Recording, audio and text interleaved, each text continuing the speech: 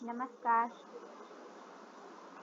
यदि आप सभी को मेरा चैनल अच्छा लगता हो, मेरी पढ़ाई बात आप सभी को समझ में आती हो, तो प्लीज़ आप सभी लाइक, शेयर और सब्सक्राइब ज़रूर करें। आज मैं आपको सुदामा चरित पाठ पढ़ाऊंगी, जो कि नरोत्तम दास जी के द्वारा लिखित है, रचित है। सुदामा जी के नाम से आप सभी परिचित होंगे। कृष्ण और सुदामा की मित्रता की आज भी सानी दी जाती है, उदाहरण दिया जाता है। इसमें सुदामा के चरित्र के बारे में इस कविता में बताया गया है। चरित मतलब चरित्र। सुदामा आप परिचित हैं, तो हम सभी प्रारंभ करते हैं। शीस पगा न झंगा तन में, प्रभु जाने को आही बसे के ही ग्रामा। धोती फटी सी लटी दुपटी, अरु पाए उपाना को नहीं सामा। द्वार खड़ो दुज दुर्बल एक, रहो चकिसो वसुधा अभिरामा। पूछत दीन दयाल को धाम, बतावत आपनो नाम सुदामा। इसमें जो कृष्ण जी के द्वारपाल हैं, जो कृष्ण जी के पास गए हुए हैं और उनको बता रहे हैं, क्या बता रहे हैं कि प्रभु शीस पगा, शीस मतलब सिर, पगा पगड़ी, शीस पगा न झंगा तन में, ना तो सिर पर पगड़ी है और ना ही तन मतलब शरीर, शरीर में कोई भी कपड़ा है, कुर्ता है, ढीला कपड़ा जो होता है वो है। प्रभु जाने को आही बसे कही ग्रामा। तो वो जो उनके द्वारपाल है वो कह रहे प्रभु जाने कौन है और किस गांव में रहता है, कहाँ का रहने वाला है, ये भी नहीं पता। धोती फटी सी लटी दुपटी, अरुपाए उपाने को नहीं समझ। यानी जो धोती पहनी है वो भी फटी सटी है, और जो दुपटी है वो मतलब जो कपड़े हैं, वो उनके जो वस्त्र हैं वो फटे हैं, और उनके पाँव में, पैरों में उपाना, चप्पल भी नहीं है। उपाना को नहीं सामा, चप्पल पहनने की भी समाई नहीं है, मतलब चप्पल भी नहीं पहने हैं। द्वार खड़ो द्विज दुर्बल एक, कह रहे हैं कि द्वार पर, दरवाजे पर एक दुर्बल दीन द्विज ब्राह्मण है। रहो चकिसो वसुधा अबरामा। और उनकी निर्धनता को देख, उनकी दशा को देख के यह धरती भी क्या है, सुंदर धरती भी क्या है, चकित है, चकित हो गई है। पूछत दीन दयाल को धाम, और वह दीन दयाल, जो दीन है, दीनों पर कृपा करने वाले हैं प्रभु, उनका धाम, उनका धाम, उनके रहने की जगह पूछ रहे हैं। बतावत आपनो नाम सुदामा। और उनके बारे में पूछने पर वो अपना नाम सुदामा बता रहे हैं। मतलब कृष्ण जी के दरबार से जो दरबारी गया और कृष्ण जी को वह सुदामा की पूरी स्थिति के बारे में अवगत कराता है कि ना तो उनके सिर पर पगड़ी है, ना तन पे कोई कपड़ा है। आप सभी ने सुना भी होगा भजन, न सिर पे है पगड़ी न तन में है जामा। तो नरोत्तम दास जी जो हैं हमारे, वह सुदामा चरित, सुदामा की जो स्थिति है उस समय का वर्णन करते हुए कह रहे हैं कि ना तो उनके सिर पे पगड़ी है, ना शरीर में कोई वस्त्र है, और जाने किस गांव से आए हैं, कहाँ के रहने वाले हैं। उनकी धोती भी फटी हुई है, पैरों में चप्पल नहीं है, और वह द्विज दीन जो है वह दरवाजे पर खड़े हैं, वह ब्राह्मण दरवाजे पर खड़े, और उनकी स्थिति को देखकर वसुधा भी आश्चर्यचकित है। उनके सुंदर वसुधा जो है वो भी क्या है, आश्चर्यचकित हो गई है उनकी इतनी दुर्बलता, दीनता, गरीबी को देखकर। और पूछने पर कि उनको कहाँ जाना है, आपका धाम पूछते हैं, दीनदयाल हे प्रभु, दीनदयाल आपका धाम पूछते हैं, और अपना नाम वह पूछने पर सुदामा बता रहे हैं। समझ में आया आप सभी को? और आगे चलते हैं हम सभी। ऐसे बेहाल बिवाइन सो पग कंटक, जाल लगे पुनि जोय। हाय महादुख पायो सखा तुम आए, इतै न कितै दिन खोय। देख सुदामा को दीन दशा करुणा करिके करुणा निधि रोय, पानी परात को हाथ छुयो नहीं, नैनन के जल सो पग धोए। इसमें क्या बताया गया है कि जब द्वारपाल कृष्ण जी को सुदामा के बारे में बताते हैं कि उन्होंने अपना नाम क्या बताया, सुदामा बताया है, तो कृष्ण जी स्वयं दौड़ते हुए जाते हैं और अपने बाल सखा, अपने बचपन के मित्र की अगवानी खुद करते हैं और उन्हें अपने साथ लेकर राजमहल में आते हैं। जब आते हैं और क्या करते हैं, उनके पैरों को धोते हैं, अर्घ पाग देते हैं, तो क्या होता है, जब पैर उनके धोने को आगे बढ़ाते हैं तो क्या हालत है, देखिए, ऐसे बेहाल बिवाइन सो पग कंटक जाल लगे पुनिजो। इतने बेहाल हैं, उनकी पैरों की स्थिति इतनी बेहाल है पैरों की स्थिति जो है, जो एड़ी है, बिवाई एड़ी है, वो क्या है, एड़ियां मतलब बिवाइयां फट गई हैं।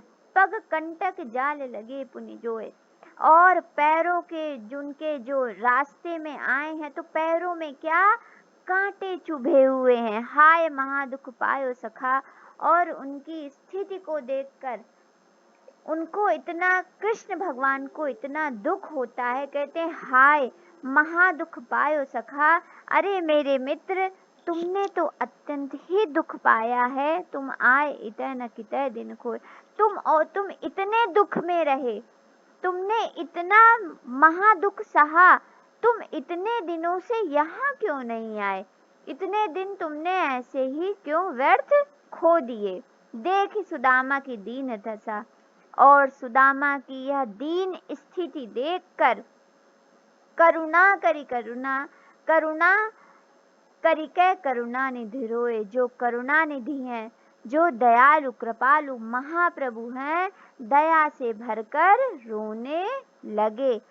और फिर स्थिति क्या हुई, जो जल था वो तो वहीं रहा, पानी परात को हाथ छुओ नहीं, उन्होंने परात में रखे हुए पानी को तो छुआ ही नहीं, नैनन के जल सो पग धोए, वह अपने आंसुओं से ही उनके पैर को धोते रहे।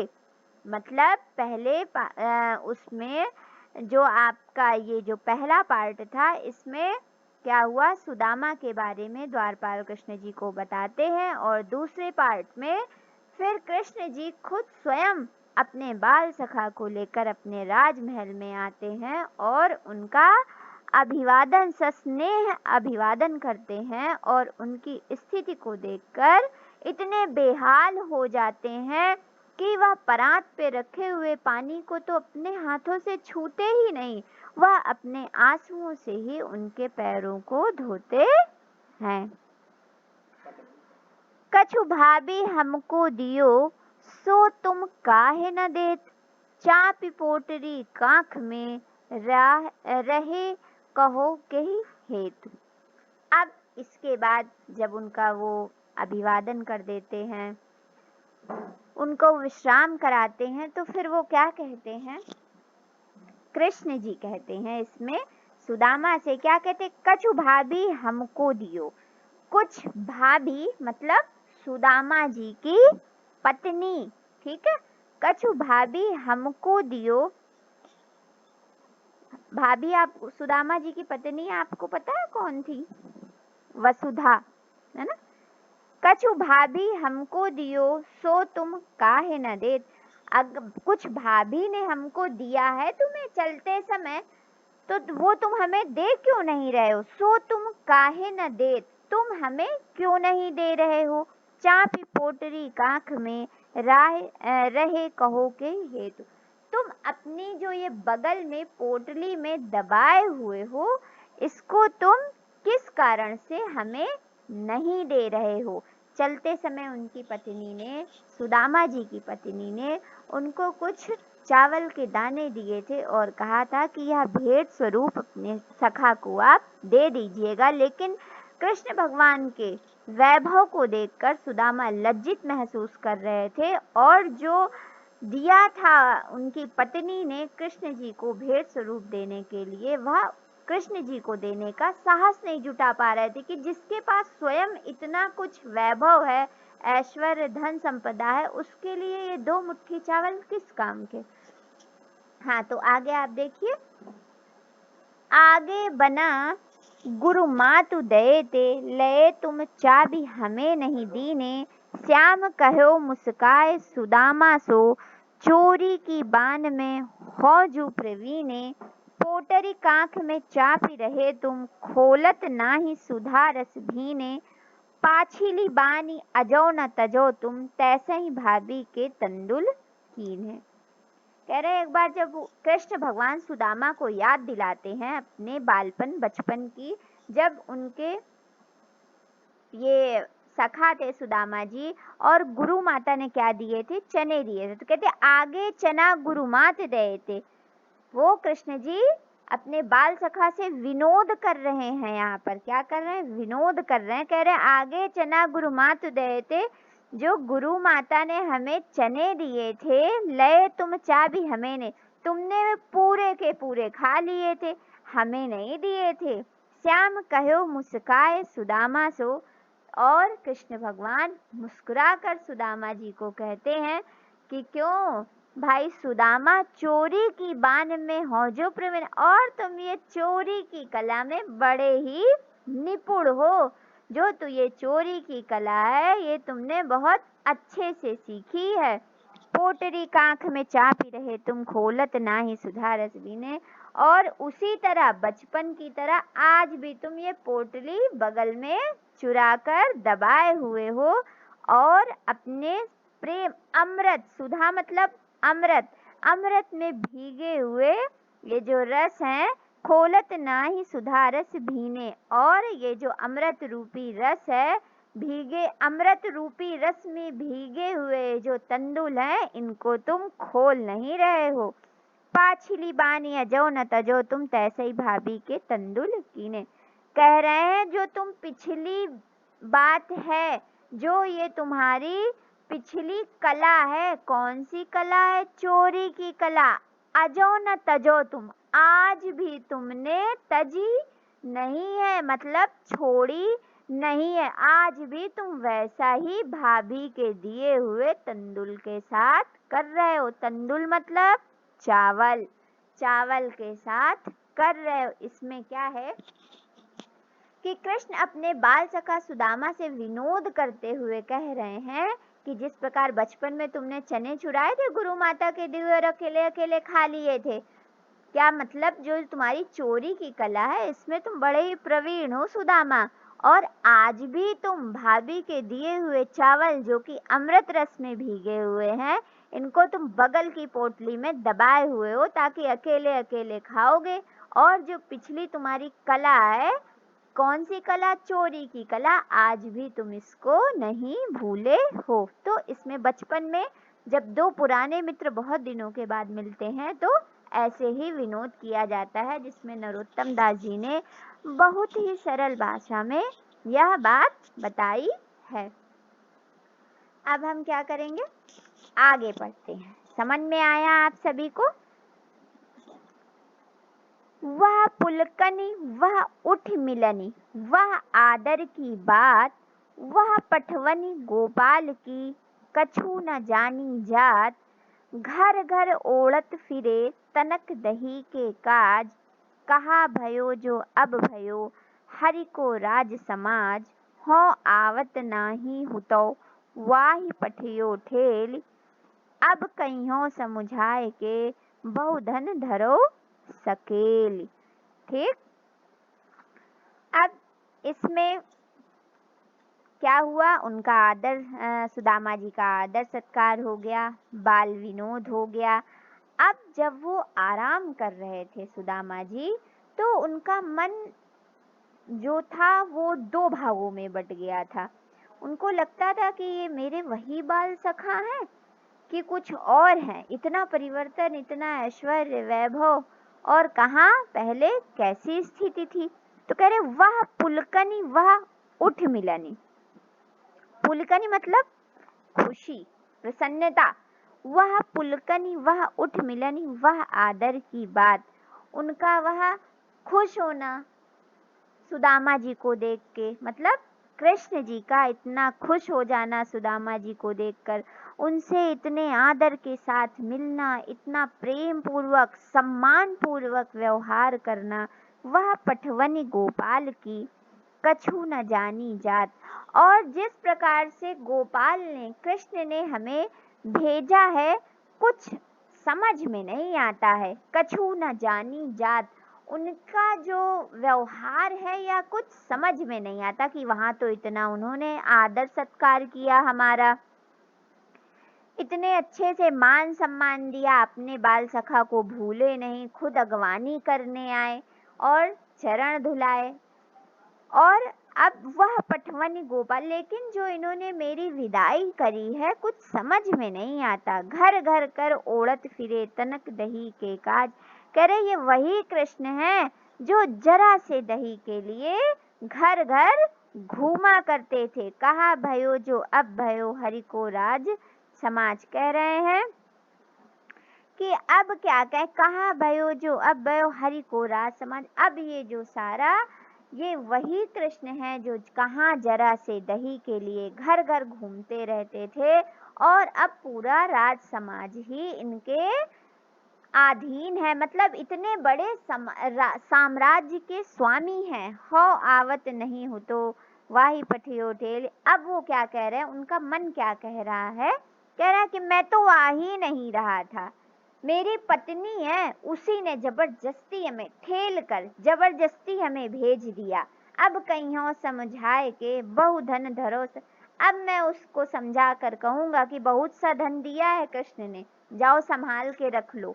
मतलब सुदामा जी को अंदर से ये लग रहा था, उनका मन कह रहा था कि आदर सत्कार तो इतना किया कृष्ण ने हमारा, इतना मान सम्मान दिया, और जाते समय कुछ विदाई भी नहीं दी है, तो अब मैं जाके, हम तो आ ही नहीं रहे थे अपने मित्र के पास, इसीलिए मेरी पत्नी है जिसने जबरदस्ती मुझे भेजा कि जाओ, द्वारिकाधीश तुम्हारे मित्र हैं और वह इस कठिन समय में तुम्हारी मदद अवश्य करेंगे। अब मैं उससे कहूंगा कि जाओ, बहुत सा धन दे दिया है, तुम उसको संभाल कर रख लो। समझ में आया इसका भावार्थ, आप समझे। जो सुदामा का दूसरा मन था वो उन्हें लज्जित कर रहा था कि मैं बेकार ही कृष्ण के पास चला गया, कुछ दिया तो है नहीं उन्होंने हमें चलते समय, और अपनी पत्नी के कारण मुझको यहाँ तक आना पड़ा। अब हम आगे बढ़ते हैं। वह सोई राज समाज बने, गजबाजी घने मन संभ्रम छायो, कैंधो परियो कहूँ मार्ग भूल की, फिर कै मैं अब द्वारका आयो, भौन बिलोक बे को मन लोचत, सोचत ही सब गांव मंझायो, पूछत पांडे फिर सब सो, पर झोपड़ी को कहूँ खोज न पायो। यह विचार करते करते करते करते वह अपने लगभग गांव में ही पहुंच गए थे। क्या विचार करते करते, इसी विचार में डूबे हुए कि कृष्ण ने इतना आदर सम्मान दिया, लेकिन चलते समय कोई मेरी मदद नहीं की। तो वैसो ही राज समाज बने, कह रहे हैं कि वैसो ही राज समाज बने। कैसा, जब वो द्वारिका गए थे तो द्वारिका के जैसा ही उनको साम्राज्य दिखा। गज बाज घने मन संभ्रम छायो। गज मतलब हाथी, तो गजबाज घने मन संभ्रम, कह रहे हैं कि वैसे ही हाथी बाज घने मन संभ्रम, वैसे ही मतलब पूरा जो द्वारिका का साम्राज्य था वैसा ही उनका मन, उनको, क्योंकि वही है, या मेरा मन जो है वो भ्रमित हो रहा है। गांव पहुंचने पर देखा, कैंधो परियों कहूँ मार्ग भूल के, उनको लगा, सुदामा को ये लगा कि ऐसा तो नहीं है कि मैं अपना मार्ग भूल गया हूँ और मैं फिर से द्वारका आ गया हूँ। भौन बिलोक बे को मन लोचत, सोचत ही सब गाँव। फिर वो क्या कह रहे हैं, भौन बिलोक बे को मन लोचत, बिलोक बे मतलब देखना, कह रहे हैं भौन बिलोक बे को मन लोचत सोचत, वो सोचते हैं कि भौन, कि मेरा मन जो देख रहा है क्या ये सही है? मैं तो गाँव अपना सोचत ही सब गाँव मंझायो। और यह सोचते सोचते वो पूरा गाँव क्या घूम आए। मतलब उनको ऐसा लगा कि ऐसा तो नहीं है कि हम फिर से घूम के द्वारिका आ गए, क्योंकि ये द्वारिका का हूबहू प्रतिबिंब ही समझ में आ रहा है, ठीक वैसा ही लग रहा है। तो यह सोचते सोचते, यही विचार करते करते वह पूरे गांव में भ्रमण कराए। पूछत पांडे फिर सब सो पर झोपड़ी को खोज न पाए। और फिर वो पूछते हैं सबसे, लेकिन उनको अपनी कहीं झोपड़ी नहीं मिल पाती है। जो उनकी झोपड़ी है वह नहीं मिल पाती है। फिर क्या होता है आगे देखिए। कै वह टूटी सी छानी हती, कह कंचन के अब धाम सुहावत, कै पग में पनही न हती, कह लय गजराजों ठाणे महावत, भूमि कठोर पे रात कटे, कह कोमल सेंज पे नींद न आवत, कै जुरतो नहीं कोंदु सवा, प्रभु के प्रताप ते दाख न भावत। अब नरोत्तम दास जी ने बताया है कि ऐसा कैसे हुआ, क्योंकि कृष्ण भगवान ने इधर उन्होंने सुदामा को जो प्रत्यक्ष रूप से मदद इसलिए नहीं की थी ताकि सुदामा का जो स्वाभिमान है उसको ठेस ना लगे, ये ना लगे कि हम दीन हैं, अकिंचन हैं, क्योंकि सुदामा बहुत ही स्वाभिमानी थे। तो कृष्ण भगवान ने जो भी उनकी मदद की वह अप्रत्यक्ष रूप से की। तो क्या हुआ, उनकी झोपड़ी राजमहल में परिवर्तित हो गई थी। सिर्फ ना उनकी झोपड़ी बल्कि पूरा का पूरा गांव ही उन्होंने द्वारिका का हूबहू प्रतिबिंब बनवा दिया था। और यही कारण था कि जब सुदामा अपने धाम पहुंचे तो उनको समझ में नहीं आया और उनका मन भ्रमित हो गया कि मैं कहीं फिर से घूम घाम के द्वारिका ही तो नहीं आ गया। क्या वह टूटी सी छानी थी, कहाँ तो वह टूटी सी किसमें झोपड़ी थी, अब कहाँ सोने का महल सुहावना दिख रहा है। सोने के महल से शोभायमान हो रहा है उनका घर। कै पग में पनही न थी, और कहाँ पैर में उनके चप्पल तक नहीं थी। कह ले गजराज उठाड़, और अब कहाँ हाथियों को लिए महावत खड़े हुए हैं उनकी सेवा में। कहाँ कठोर भूमि पर रात कटती थी, और कहाँ अब कोमल मुलायम सेज बिस्तर, सेज मतलब बिस्तर पर नींद नहीं आ रही है। कै जुरतो नहीं कोंदु सवा, प्रभु के प्रताप से दाख नमक। कह रहे हैं कि कहाँ तो सवाई भी कोंदो मतलब टूटे हुए चावल नहीं जोड़ पाते थे, और अब प्रभु के प्रताप से दाख भी नहीं अच्छा लगता है, वो भी नहीं सुहावना लग रहा है। तो इसमें किस प्रकार से सुदामा अपनी दीन स्थिति में आए थे, और कृष्ण भगवान ने जो उनके बाल सखा थे प्रत्यक्ष रूप से उनकी मदद ना करते हुए अप्रत्यक्ष रूप से उनको अपने लोक का स्वामी भी बना दिया, और उन्होंने मित्रता के नए प्रतिमान गढ़े कि आज भी लोग कृष्ण और सुदामा की मित्रता का उदाहरण देते हैं। वर्तमान समय में भी यह अनुकरणीय है। कहा भी गया है कि धीरज धर्म मित्र और नारी, आपतकाल परखिए चारी। तुलसीदास जी ने हमारे कहा है, तो जो मित्र है, सच्चा मित्र वही है जो कठिन परिस्थितियों में हमारे साथ रहे, हमारी जो गुण हैं, अवगुण हैं, उनका सही रूप में अवलोकन करके हमें उनको बताए। तो सुदामा चरित में नरोत्तम दास जी ने कृष्ण और सुदामा की मित्रता के द्वारा एक सरल भाषा में यह बताया है। उनके चरित्र का जो प्रतिमान है मित्रता के रूप में, इस आदर्श को स्थापित किया है। देखिए आपके प्रश्न, सुदामा की दीन दशा देखकर कृष्ण की मनोदशा क्या हुई, अपने शब्दों में लिखिए। अगर आपने ये जो व्याख्या है इसको अच्छे से पढ़ा है, अच्छे से सुना है, समझ में अगर आपके आ गया है, तो कोई भी ऐसा प्रश्न नहीं है जिसको आप ना कर पाएं। शब्दार्थ में देखिए, पगा, पगड़ी, झंगा, ढीला कुर्ता बताया था आपको। अही है, लटी लटकना, दुपटी, अंगोछा या गमछा, जो थे उनके फटे थे ना धोती और कपड़े पूरे। उपाना, जूता, द्विज सबको पता है। ब्राह्मण, चकिसो, चकित, वसुधा, पृथ्वी, बेवाइन, आज भी यह शब्द यूज करते हैं, आप लोग प्रयोग करते हैं। बिवाई है ना, पांव की एड़ी का फटना। अभिरामा, सुंदर, जोए, ढूंढना। परात, परात कोई वैसा शब्द नहीं है जो आपको ना पता हो, हर घर में परात पाई जाती। थाली की तरह पीतल आदि धातु का बना एक बड़ा और गहरा बर्तन। पाछिली, पिछला, पुलकनी, खुशी, उमंग, प्रसन्नता। पटवनी, पटवनी भेजना, विदाई। बिलोकवे, देखना, मझायो, बीच में, सुहावत, सुंदर लगना, अच्छा लगना। पनही, जूता, महावत। हाथीवान, हाथीवान समझे, हाथी को चलाने वाला। जुरत, जुटना या प्राप्त होना। अगर आपको इस पाठ से संबंधित किसी भी प्रकार की समस्या है या आपको कुछ पूछना है तो आप कमेंट बॉक्स से पूछ सकते हैं। धन्यवाद।